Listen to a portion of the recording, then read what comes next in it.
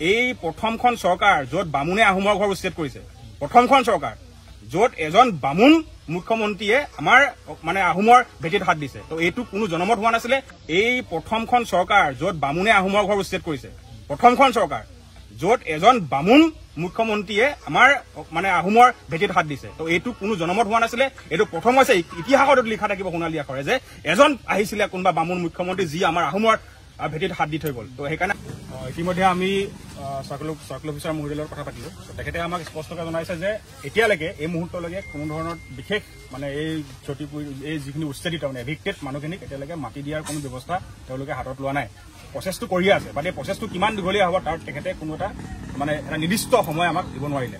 আজি তেখেতে ইয়ালৈ আহিছে সত্ৰখন পৰিচালনা কৰিবৰ কাৰণে। আমি খুব ভাল পাইছো তেখেতে সত্ৰখন পৰিচালনা কমিটিখন বনাবলৈ আহিছে, কিন্তু এই সত্ৰখন পৰিচালনা কৰিব কোনে?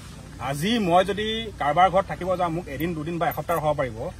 আমাক তেখেতক কুৱেশ্যনটো কৈছে যদি আপোনাৰ ঘৰত মই থাকিব যাওঁ আপুনি মোক কেনে ৰখাব? তো ইয়াত যিখিনি মানুহ এভিক্টেড হৈছে সেই মানুহখিনি কিন্তু গৈ লৈ পেলাই এই তেওঁলোকৰ পৰিয়ালৰ মানুহৰ ঘৰত গৈ পেলাই আছে, যাক গা ধুবৰ কাৰণে অসুবিধা হৈছে, থাকিবৰ কাৰণে, খাবৰ কাৰণে অসুবিধা হৈছে, সময়ত অফিচ যাবলৈ অসুবিধা হৈছে।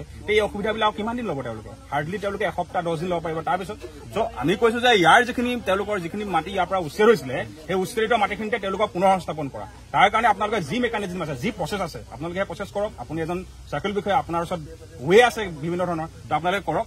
এতিয়া যদি আমাৰ যিহেতু আমাৰ একদম কাষতে দেই, একদম এভেক্টেড হোৱাৰ কাষতে 10 ফুট 20 ফুট মান হ'ব, তাতে এখন কবৰস্থান আছে। কবৰস্থানখন এলটেড মাটি মানে 10 বিঘা মাটি আছে।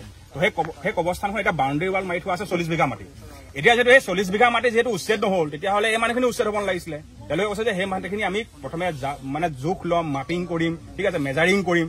তো তেতিয়াহ'লে সেই যিখন কবৰস্থানখন মেজাৰিং কৰোঁতে যিখন চৰকাৰ হিন্দুত্ববাদী চৰকাৰ, এই চৰকাৰখনে কিন্তু এই হিন্দীত এই অসমীয়া মানুহখিনি আমাৰ টাই খিলঞ্জীয়া আমাৰ এই মানুহখিনিৰ কিন্তু কি কাৰণে চকু পৰিলে? প্ৰথমে সেইখন তোমালোকে মেজাৰমেণ্ট কৰিব লাগিছিলে। ইয়াত আহি তোমালোকে কিয় মেজাৰমেণ্ট কৰিলা? প্ৰথম কথা।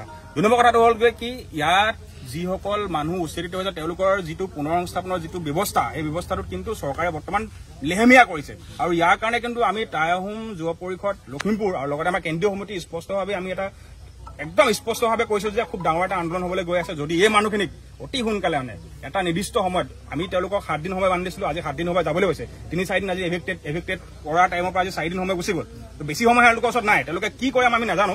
এই মানুহখিনিক কিন্তু ইয়াতে যিখিনি য'ত যেনেকৈ এভিক্টেড হৈছে মানুহখিনি ইয়াত পুনৰ সংস্থাপন দিয়াৰ ব্যৱস্থা কৰক। ইয়াত কোনো বিজেপি কংগ্ৰেছ পলিটিক্স কৰিব নালাগে। এই বৃহত্তৰ যিটো এইটো নাওবৈচা যিটো সমষ্টি, মাইনৰিটি মানুহ বেছি আছে বুলি মানে চৰকাৰখনে এইটো চিন্তা কৰিব নালাগে যে কাইলৈ এই মানুহখিনি আমাক কিবা বেকফায়াৰ কৰিব বুলি। চ' মই সেইটো তেওঁলোকক কৈছো যে আপোনালোকে এই পলিটিক্স কৰাবাদ দিয়ক।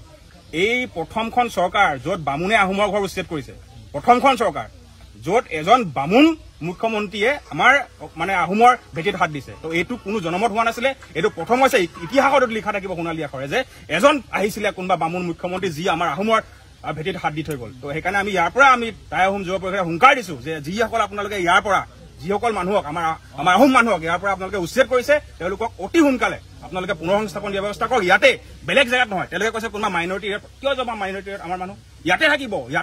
ইয়াতে আপোনালোকে কি কৰে নাজানো। আমাৰ ইয়াতে আমাৰ এই খেতি মাটিলৈ কনভাৰ্ট কৰি ইয়াৰ মানুহখিনি পুনৰ সংস্থাপন দিয়াৰ ব্যৱস্থা কৰক। ধন্যবাদ।